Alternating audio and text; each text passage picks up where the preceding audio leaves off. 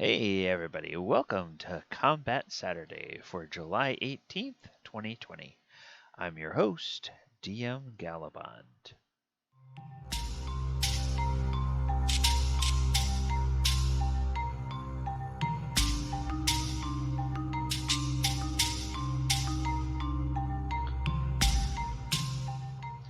Alright everybody, today on Combat Saturday we are going to be looking at the Halberd. Halberd is a weapon that has been around for a long time in D&D, and we're going to actually look outside of D&D a little bit. Since with polearm weapons, there's a lot of people that are a little bit unsure of exactly what polearms are. Okay, so the or which polearm is which, I should say. So the halberd is a martial weapon, two-handed weapon, 20 gold pieces, 6 pounds. Does 1d10 of slashing damage, and it's heavy and it gives you reach. So instead of being able to hit somebody in the next square, you can hit somebody 10 feet away, or 2 squares away. Now there's lots of different polearm weapons in D&D. There's the glaive, the gizarm, that kind of stuff, and the halberd. And the halberd is the really long pole that looks like, relative to its size, it looks a little comical because it looks like it has a tiny little bitty axe head at the end of it. Well, actually, that tiny little axe head is in fact a deadly weapon. But they were, um, in real life, they were used in the 14th through 16th centuries, and the Swiss Army, who gave us the Swiss Army knife, they were also one of the best drilled polearm armies in all of Europe, and they really used those polearms to great effect. All kinds of interesting historical, uh, historical documentaries and everything on that and whatnot. So that's what a halberd is. And as I said, it's been around for a long time in D&D. It's been around ever since original D&D, but it's interesting to kind of look at how this weapon has evolved over the years in the game rules. That is. So if we go back to original D&D rules, it does 1d10 damage. So that's exactly the same that it does now. It costs 7 gold pieces, and its weight is 150 coins. Now, 10 coins make a pound, so it's a 15-pound weapon in original D&D. It's a 6-pound weapon in 5e. It costs 20 gold in 5e, and it costs only 7 gold in original edition. So you have inflation going on. Things cost more. And it's the same thing with a bag of potato chips. So you pay more for the bag of potato chips and you get less actual potato chips in it. Well, you're paying more for the halberd, and the halberd weighs less now than it did back in original edition. So you have that same sort of inflation going on there.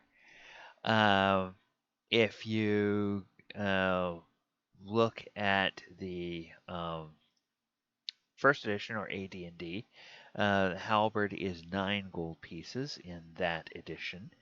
And then, let's see, um, the halberd as a weapon, it's 175 gold piece weight. So that's 17.5 pounds.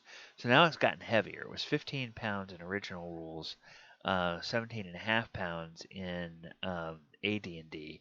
1d10 damage against smaller medium creatures, and 2d6 or 2d12 damage against large creatures.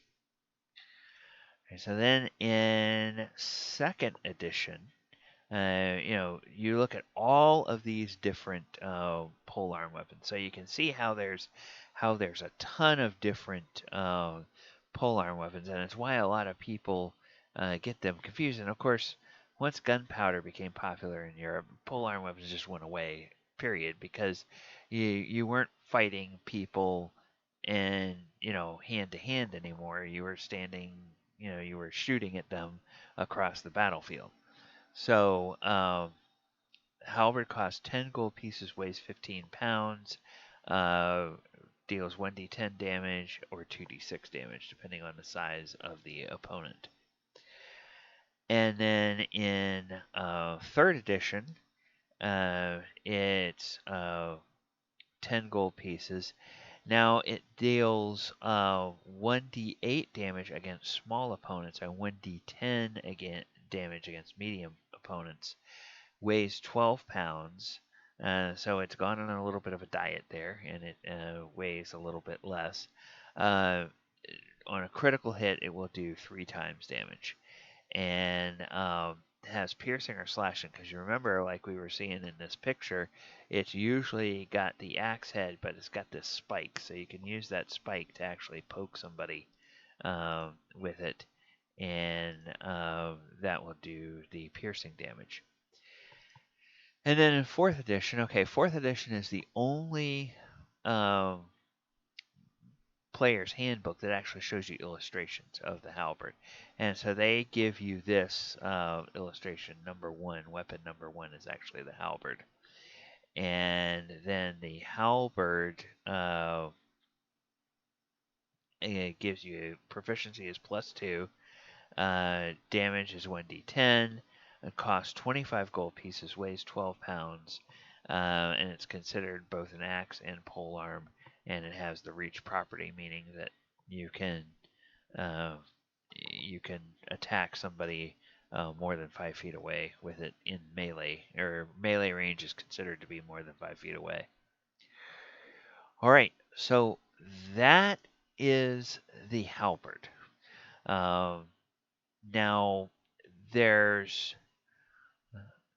not many players that I have run into in D&D that actually use reach weapons, but I do have a player in my Sunday campaign whose first character that he played for many levels actually was a halberd specialist. He was a dwarf, and he had kind of a very he was a dwarf who was a ranger who fought with a halberd.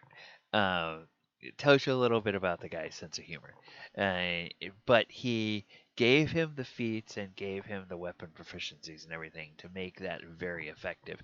And he used it very well.